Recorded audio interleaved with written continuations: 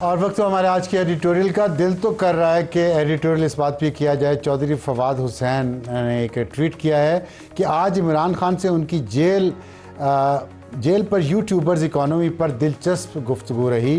खान साहब को बताया आपने जेल में होते हुए कोई 50-60 मिलियन डॉलर्स की इकॉनमी तो बना दी है। चंदाखोर भिखारी इसके अलावा हैं, चंदाखोर भिखारी और यूट्यूबर्स जो खान साहब को जेल में रख के डॉलर्स बना रहे हैं। लेकिन जाहिर है और भी गम है ज़माने में मोहब्बत के सिवा। तो बात करते हैं हमारी मुश्किल सफारतकारी, जिसमें बिलावल भुट्टो जरदारी अमेरिका गए हैं और आसिफ अली जरदारी साहब चीन तशरीफ़ ले गए हैं। पाकिस्तान बैलेंस क्रिएट करने की कोशिश कर रहा है जब से प्रेसिडेंट ट्रंप आए हैं अमेरिका में और खत्ते की तेज़ी से सूरत हाल बदल रही है।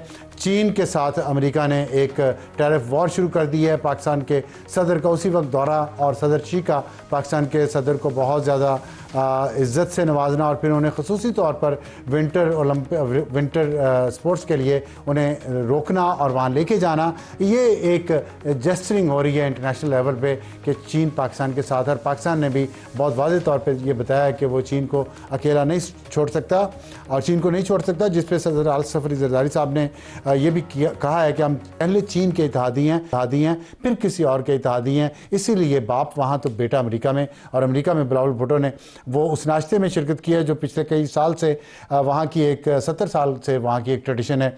नया सदर आता है तो वो एक नाश्ता अरेंज करता है जिसमें उनकी मुख्तलिफ सेनेटर्स और कांग्रेसमैन से मुलाकात भी हुई है। लेकिन एक कांग्रेसमैन है जो विल्सन, जिन्होंने पहले भी ट्वीट किया था मोहसिन नकवी के साथ मुलाकात के बाद कि इमरान खान को रिहा करें, और उन्होंने एक ख़त लिखा है प्रेसिडेंट जरदारी को, प्राइम मिनिस्टर शहबाज शरीफ को और army chief general Asim Munir को, जिसमें उन्होंने इमरान खान की रिहाई पर जोर दिया। इसके बावजूद कि उन्होंने कहा कि मेरे इमरान खान से इख्तलाफात हैं। ये जो सफारतकारी है दोनों तरफ से जो जेस्चरिंग हो रही है, और साथ साथ इमरान खान के लिए कुछ लोग कोशिश करें वो बाहर आएँ, लेकिन उनके अपने जो हैं यूट्यूबर्स वो चाहते हैं वो अंदर रहें ताकि उनकी जो डॉलर इकॉनमी है वो चलती रहे। लेकिन पाकिस्तान के लिए बहुत नाजुक सूरत हाल है, इसलिए कि जो इंडियन प्राइम मिनिस्टर मोदी हैं वो 12 और 13 फरवरी को वो क्या कहते हैं उसको, कौन सा 14 फरवरी को एक दिन होता है, वैलेंटाइन डे से एक दिन पहले मोदी और ट्रंप ओवल ऑफिस में मुलाकात करेंगे और मोहब्बत की पींगें बढ़ाएंगे चीन और पाकिस्तान के ख़िलाफ़। उस वक्त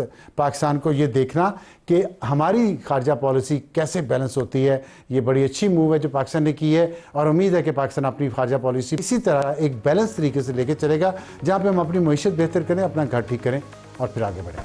आज की अहम खबर जो अहम इसलिए है कि इससे पता चलता है कि पाकिस्तान के तमाम इदारों का बारी बारी क्या हाल हो रहा है। ये जानबूझ के इनका ये हाल किया जा रहा है क्योंकि जहां हम देखते हैं वो इदारा तबाही की तरफ जा रहा है। और अब वक्त है फेडरल पब्लिक सर्विस कमीशन का। तो हाल क्या है, सबसे अहम इनका इम्तिहान CSS का होता है। पिछले साल फरवरी में इम्तिहानात हुए थे और अब फरवरी आ चुका है। पिछले साल जो इम्तिहानात लिए थे जिसमें 15,200 तलबा अपीयर हुए थे, उन इम्तिहानात का नतीजा आज तक ये पब्लिक सर्विस कमीशन नाकाम हो गया है वो नतीजा अनाउंस करने में। बल्कि अगले इम्तिहानात की तारीख आ गई है जो 15 फरवरी से शुरू हो रहे हैं।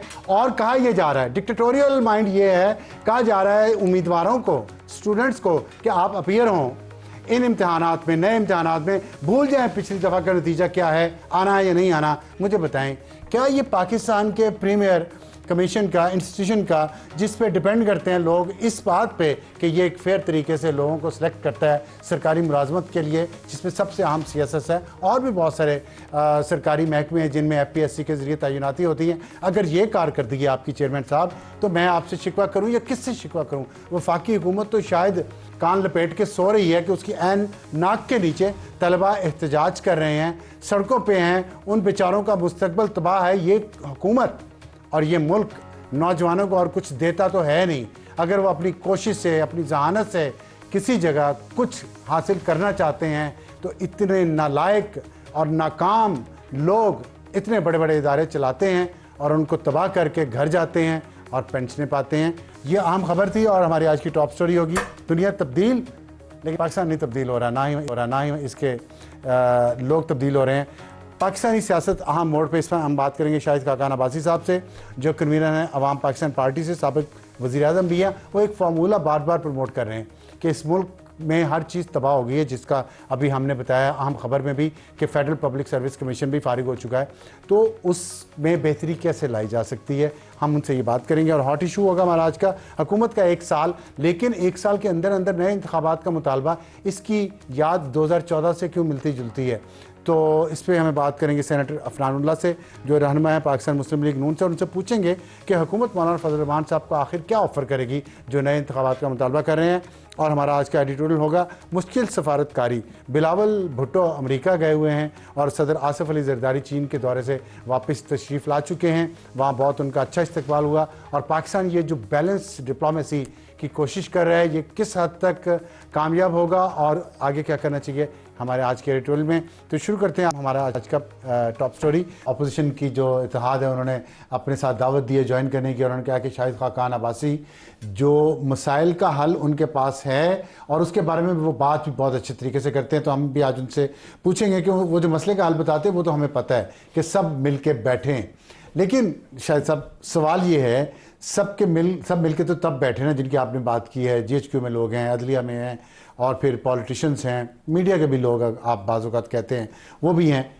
सबका एक दूसरे पे अगर ट्रस्ट नहीं है तो कैसे मिल के बैठेंगे। तो मुल्क तो ट्रस्ट है ना, मुल्क पे तो ट्रस्ट है ना, आप पे आपस में नहीं, मुल्क पे हाँ, मुल्क पे ट्रस्ट है ना जी। आपस में अपने मामला दूर ना करें, मुल्क की बात करें। लेकिन जब अना मुल्क के इंटरेस्ट से बढ़ जाए सर, अना खुद ही खत्म हो जाएगी। जब आप मुल्क के मसाइल की बात करेंगे, उसके हल की बात करेंगे, ये बैठकर अपने सियासी मामला डिस्कस ना करें, ये बात करें जिस तरह हमने उस दिन अपोजिशन के जो मीटिंग हुई उसमें की है। हमने वहाँ पर अपने मामला डिस्कस नहीं किया। हमने कहा जी हमारे तहफ़्फ़ुज़ात हैं, हमें हमारी सियासत जुदा है, हमारे अपना तरीका हर एक का, लेकिन जहाँ पर मुल्क की बात आएगी हम सब इकट्ठे हैं, आइन की बात आएगी हम इकट्ठे हैं, कानून की बात आएगी हम इकट्ठे हैं, मुल्क के मसाइल की बात हम इकट्ठे हैं, हल की बात हम इकट्ठे हैं। अच्छा चले, मुल्क यही बात करनी पड़ेगी, एक एजेंडा तय करना पड़ेगा कि हमने करना क्या है। नहीं, लेकिन एजेंडा तय नहीं हो रहा ना। मैं उस पे जाना चाह रहा हूँ कि आपके पास ऐसा कौन सा नया फार्मूला है जिस पे ये लोग मुत्तफिक हो जाएंगे। जो इस वक्त जियो स्ट्रेटेजिक हमारी सिचुएशन है, ट्रंप वहाँ पे आ गया है, उसने मोदी को इन्वाइट किया है, मोदी 12-13 फरवरी को अमेरिका में होगा। प्रेसिडेंट जरदारी चाइना गए हुए हैं, प्रेसिडेंट शी से उनकी मुलाकात हुई है। एक सफ़ें दुरुस्त की जा रही है, पाकिस्तान की इकॉनमी थोड़ी सी बेहतर हुई है, फिच रिपोर्ट आई है। इस वक्त आपकी ये जो इत्तेहाद है अपोजिशन का, उसने कहा है कि नए इंतखाबात होने चाहिए 1 साल के अंदर अंदर। हमने कहा कि जो इंतखाबात हुए हैं वो मुतनाज़ा हैं, वो ठीक है, हुकूमत नुमाइंदा नहीं है, हल नए इंतखाबात में होता है। ठीक है। अब जब आप बैठेंगे, ये एक स्टेटेड पोजीशन आ गई। अगर शुरू से यहाँ से कर रहे हैं आप, मैं ये कोई कंडीशन तो नहीं रखी, ये कंडीशन नहीं, कंडीशन कोई भी नहीं है। हमने अपना इजहार किया कि ये हमारी राय है। अब ना ही हम ये कह रहे हैं कि कोई आके बैठे, ये जो बैठने वाली बात है, तो मैं एक हल की बात कर रहा हूँ ना। आपने हल पूछे, हर आदमी हल पूछते नहीं, हल ये भी तो हो सकता था ना कि हम चले पहले मिनिमम कॉमन एजेंडा बनाएं कि इस मईशत को थोड़ा और बेहतर करें, जिसका आपने जिक्र भी किया है। यूनिटी गवर्नमेंट होनी चाहिए जी, यूनिटी गवर्नमेंट बनाएं, लेकिन उससे पहले एजेंडा तय करना है, मुल्क में आपने करना क्या है। नहीं, एजेंडा यूनिटी गवर्नमेंट नहीं तय करेगी। एजेंडा ये जो लोग बैठेंगे ना, आज यही मुल्क चला रहे हैं, फौज है, अदलिया है, सियासतदान है, अब अपोजिशन को भी शामिल करें, वहां पर बैठे कि एजेंडा क्या है। अच्छा, आपके ख्याल में मिनिमम कॉमन एजेंडा क्या होना चाहिए? मिनिमम नहीं, आपने एक प्लान देना है कि हमने मुल्क में करना क्या है।